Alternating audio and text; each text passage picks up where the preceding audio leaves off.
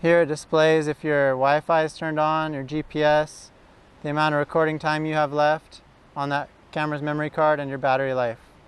If you swipe left from this side of the screen, it's going to show your media.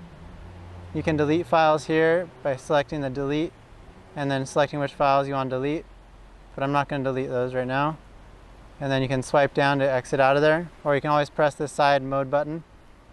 If you swipe down from the top of the touch screen here, it'll show you the settings menu. This is some of the camera settings, such as screen lock, which you can use when you go in the water.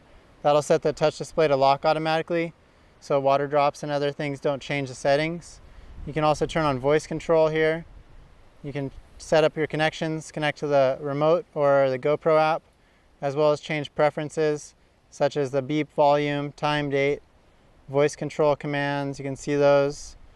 So there's a lot of different just basic setup settings. Also a screensaver.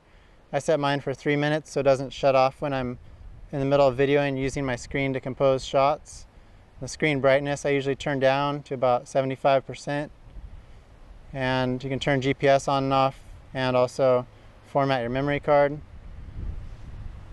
So just click the mode button to go out of that. I'm going to swipe down from the top of the screen again and turn on voice control. This icon here, you can turn on voice control. When voice control is turned on, you can control your camera using your voice. I'm going to press the mode button again to exit out of there. Now if you say the specific commands from the list of commands in the preferences, your camera will perform those functions. So you can say GoPro take a photo. Even though you're in video mode, it'll go over to photo and take a photo. You can also say GoPro start recording. And it switched over to video and began to record video. GoPro stop recording. Voice control is pretty convenient when your GoPro is out of reach, like on a pole or on a helmet where you can't see it.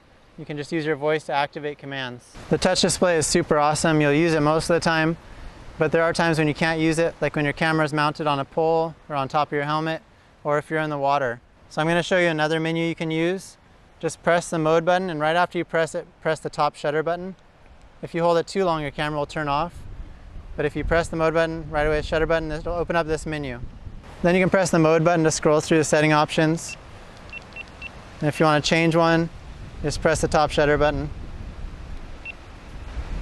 When you're done changing the settings, just hold down the top button and it'll take you back to the main screen.